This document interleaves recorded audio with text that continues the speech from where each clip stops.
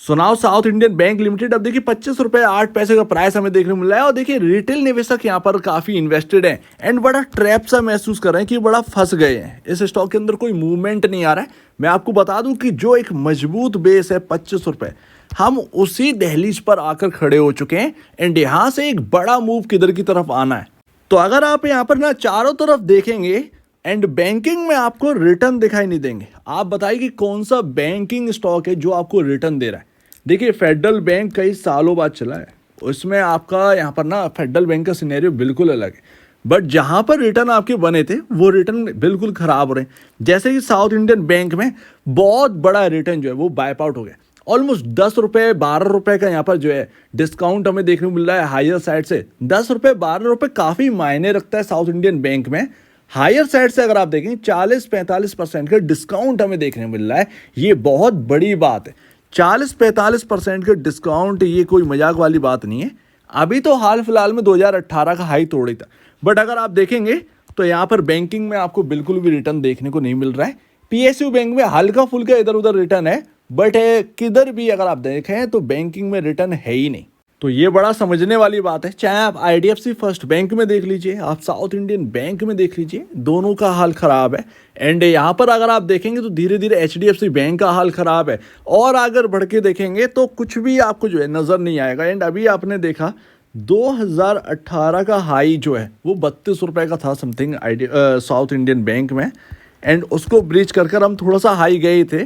But इस साल का जो रिटर्न था वो बिल्कुल वाइप आउट हो चुका है, खत्म हो चुका है। एंड कहीं ना कहीं हम जो 25 रुपए पर आ चुके हैं, ये मार्केट का सिनेरियो की वजह से। मार्केट का सिनेरियो काफ़ी टफ हो गया, इसका भी ध्यान रखिएगा। और जो हमने लो बनाया एंड ग्लोबल मार्केट में जो लो बने, ट्रेंड यहाँ पर जो एक हाईयर साइड का था, लगातार हम हाई पर हाई लगा रहे थे, वो ट्रेंड थोड़ा सा चेंज हो चुका, थोड़ा नहीं काफ़ी कुछ चेंज हो चुका है।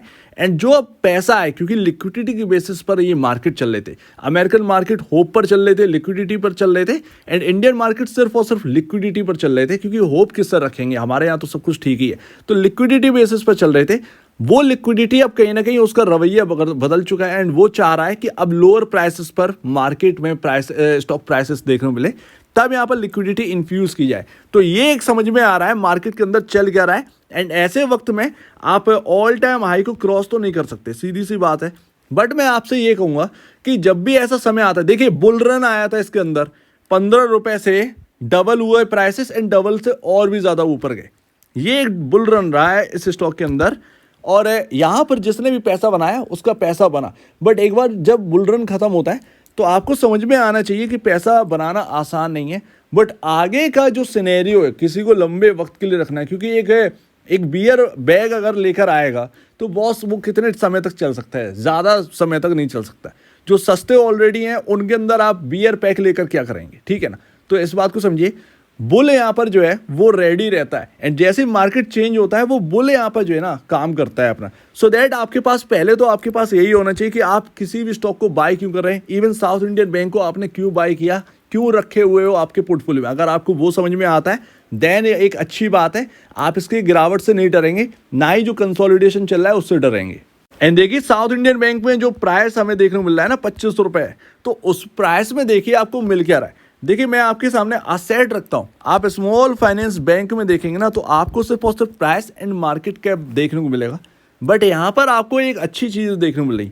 एक तो आप यहाँ पर जो है ना यूनिवर्सल बैंक में आते हैं, दूसरी बात यहाँ पर अगर आप देखेंगे तो मेन बोर्ड में तो आप हो ही, बट आपके असेट जो है वो 1 लाख करोड़ से ऊपर के हैं। तो ये एक अच्छी बात है। साउथ में तो डंका है साउथ इंडियन बैंक का, ये आप ही में से किसी ने बताया था। एंड ये बात सही है कि साउथ इंडियन बैंक के अंदर साउथ इंडिया की तरफ देखेंगे तो साउथ इंडियन बैंक का एक रेपो है। एंड म्यूचुअल फंड का आप देखेंगे थोड़ा सा तो आपका डर निकलेगा कि म्यूचुअल फंड यहाँ पर बढ़ा रहे हैं। बंधन स्मॉल कैप फंड यहाँ पर जो है 26.29% इंक्रीज किया है अपनी होल्डिंग साउथ इंडियन बैंक के अंदर। तो ये बात आप समझिए, सब ने खरीदा है, किसी ने बेचा नहीं है। और डेटा आना है अभी, और डेटा आ जाएगा आपका 10 तारीख तक आ जाएगा। बट आप उस डेटा में यही देखेंगे कि बहुत साउथ इंडियन बैंक के अंदर खरीदारी करे हुए बैठे हैं ये लोग। एंड देखिए 2 साल ही तो हुई हैं, सारी चीज़ें बदले। पेनी स्टॉक हो गया था ये स्टॉक, 10 रुपए से भी नीचे का ट्रेड करता था कभी, ठीक है। इस बात को समझना है, मैनेजमेंट आई 2 साल में सब कुछ चेंज करके रख दिया इन्होंने। 2 साल में बैंक का प्रॉफिट देखिए कहाँ से कहाँ पहुँच गया। पहले तो माइनस प्लस में ऐसे घूमते रहते थे, लेकिन 2 साल में चेंज हुए।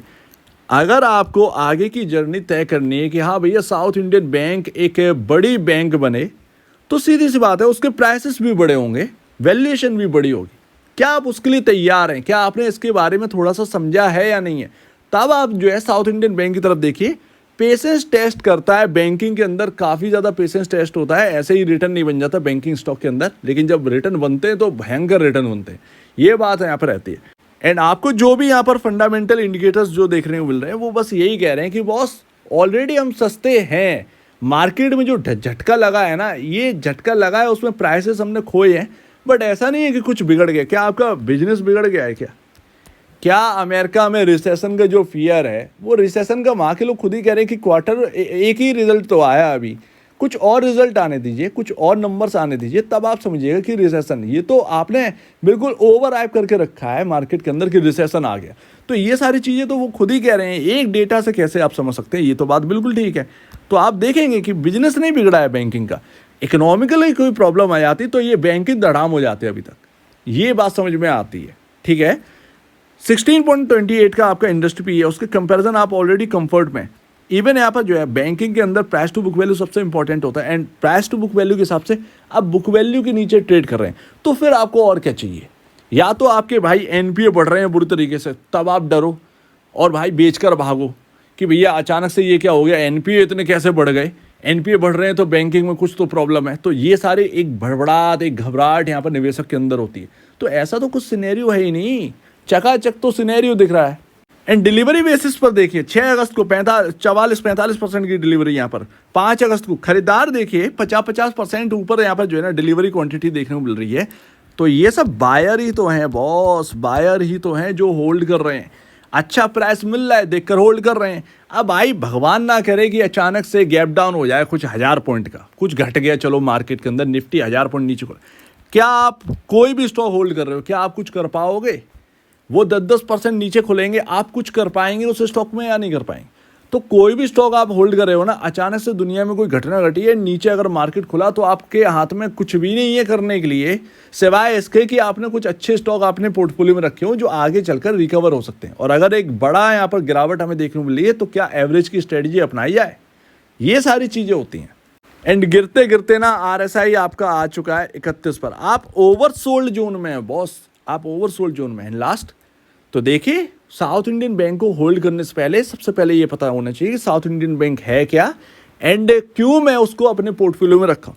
स्मॉल कैप में अगर आप देखेंगे सबसे छोटा बैंक, सबसे स्ट्रॉन्ग कहीं ना कहीं फंडामेंटल वाला आपको देखने को मिल जाता है साउथ इंडियन बैंक। आपके सामने सारी चीज़ें ये पब्लिकली यहाँ पर है, ऐसा नहीं है कि कोई डेटा मैं एक पर्सनली उठा के ले रहा हूँ जो आपके सामने अवेलेबल नहीं है।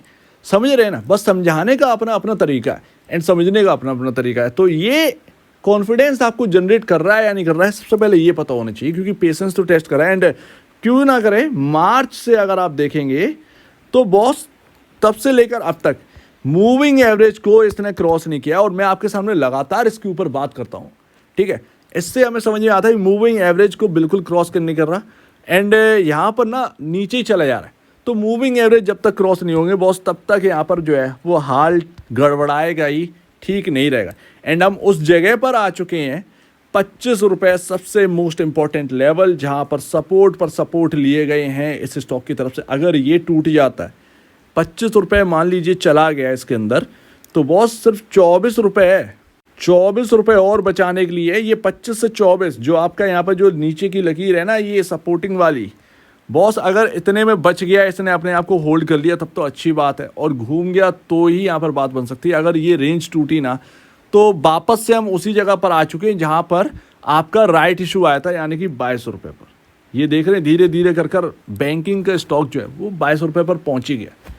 तो ये बात है, तो यहाँ पर देखते हैं क्या होता है। बट सस्ता वाकई में बहुत हो चुका है, एंड फंडामेंटल ये कह रहे हैं अंदर का फाइनेंशियल बिल्कुल परफेक्ट यहाँ पर देखने को मिल रहा है, एनपीए की स्थिति अच्छी है, सब कुछ बेहतर ही यहाँ पर देखने को मिल रहा है, कुछ भी खराब सिनेरियो देखने को मिल रहा है।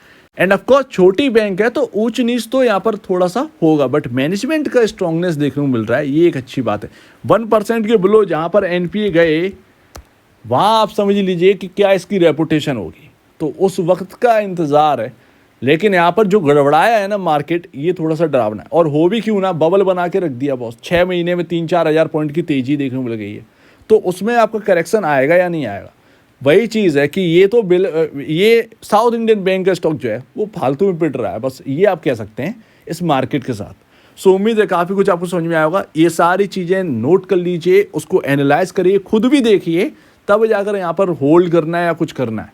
सीधी सी बात है, पहले आपको समझना चाहिए साउथ इंडियन बैंक है क्या, आप उसको होल्ड क्यों करना चाह रहे हैं, होल्ड करके स्ट्रेटजी क्या बनाई जाए। अगर मार्केट गिरता भी है तो मेरे पास स्ट्रेटजी होना चाहिए, कैसे यहाँ पर करा जाए टैकल, सीधी सी बात।